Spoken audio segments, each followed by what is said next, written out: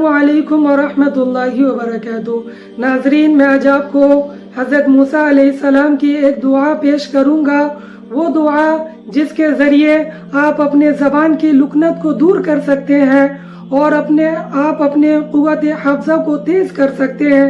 या वो बच्चा जो अपने सबक को याद करता है या याद करने के बाद भूल जाता है, या वो बच्चों के ज़बान में लुकनत है, तो ये दुआ अगर पढ़ने से इंशाअल्लाह उनके ज़बान से लुकनत दूर हो जाएगी, उसकी क़ुव्वत हफ़्ज़ा तेज़ हो जाएगी। वो दुआ जो हज़रत मूसा अलैहिस्सलाम ने की थी अल्लाह ताला से, जिसका ज़िक्र अल्लाह ताला कुरान में कहते हैं। जब अल्लाह ताला ने हज़रत मूसा अलैहिस्सलाम को हुक्म दिए कि जाओ फ़िरौन को दावत दो, तौहीद की दावत दो, उसे अल्लाह की तरफ बुलाओ, तो हज़रत मूसा अलैहिस्सलाम कहने लगे कि अल्लाह, मैं कैसे उसके पास जाकर दावत दूं, वो तो मुतकब्बिर और जालिम बादशाह है और मेरी ज़बान में लुकनत है।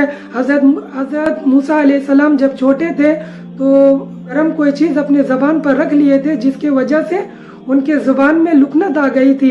तो वही अल्लाह ताला से वो कह रहे हैं, वो दुआ कर रहे हैं। क्या दुआ कर रहे हैं? रब्बि श्रह ली सदरी वयस्सिर ली अमरी वहलुल उक़दतम मिन लिसानी यफ़क़हू क़ौली अल्लाहुम्मा रब्बी ज़िदनी इल्मा।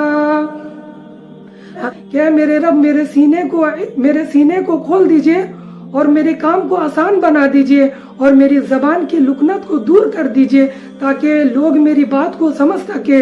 इसी तरह मुफस्सिरीन किराम ने ये तर्जुमा इस तरह से किए हैं कि मेरे रब मेरे सीने को इल्म के लिए खोल दीजिए और मेरी तालीम को आसान बना दीजिए और मेरी ज़बान की गिरहों को खोल दीजिए, ताकि लोग मेरी बात को समझ सके। ऐ मेरे रब, मेरे इल्म में इजाफा फरमा।